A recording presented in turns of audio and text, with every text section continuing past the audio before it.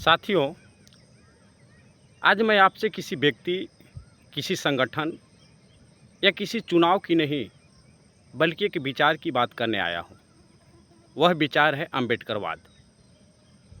वह विचार जिसने करोड़ों लोगों को आत्मसम्मान दिया, अधिकारों का बोध कराया और इंसान की तरह जीने का साहस दिया। लेकिन आज एक सवाल हमारे सामने खड़ा है। क्या हम उस विचारधारा को मजबूत कर रहे हैं या अनजाने में उसे कमज़ोर कर रहे हैं? हम अक्सर समाज की स्थिति पर चिंता व्यक्त करते हैं। हम कहते हैं कि बहुजन समाज हाशिए पर जा रहा है, हमारी राजनीतिक ताकत कम हो रही है, हमारी आवाज़ कमज़ोर पड़ रही है। लेकिन क्या हमने कभी ईमानदारी से अपने भीतर झांक कर देखा है? क्या हमने सोचा है कि हमारी कमज़ोरियों में सबसे बड़ा योगदान किसका है? कई बार दुश्मन बाहर नहीं होता, वह हमारे अंदर बैठा होता है।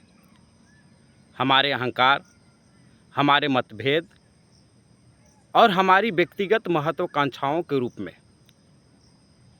आज हमारे समाज में शिक्षित लोग हैं, बुद्धिजीवी हैं, अच्छे वक्ता हैं, तर्क देने वाले लोग हैं, लेकिन केवल बुद्धि से समाज आगे नहीं बढ़ता।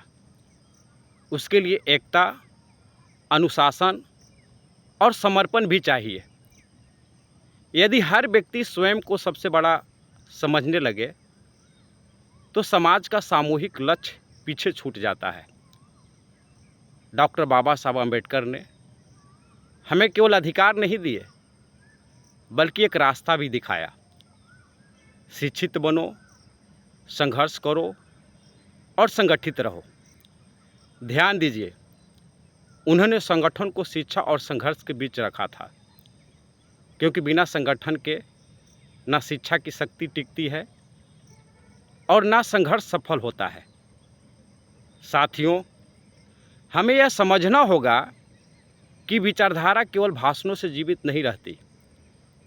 वह हमारे व्यवहार, हमारे निर्णयों और हमारी सामाजिक जिम्मेदारी से भी जीवित रहती है। यदि हम वास्तव में बाबा साहब के मिशन को आगे बढ़ाना चाहते हैं, तो हमें व्यक्तिगत अहंकार छोड़कर सामूहिक हित को अपनाना होगा। आज समय की मांग है कि हम एक दूसरे की कमियां खोजने के बजाय एक दूसरे की ताकत बने। समाज को बांटने वाला नहीं, जोड़ने वाली सोच विकसित करें। याद रखिए,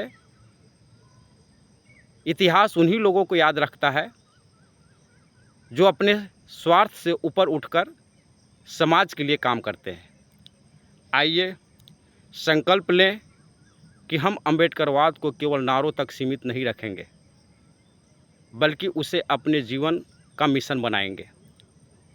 क्योंकि यदि हम आज नहीं जगे तो आने वाली पीढ़ियां हमसे सवाल करेंगी। धन्यवाद। जय भीम।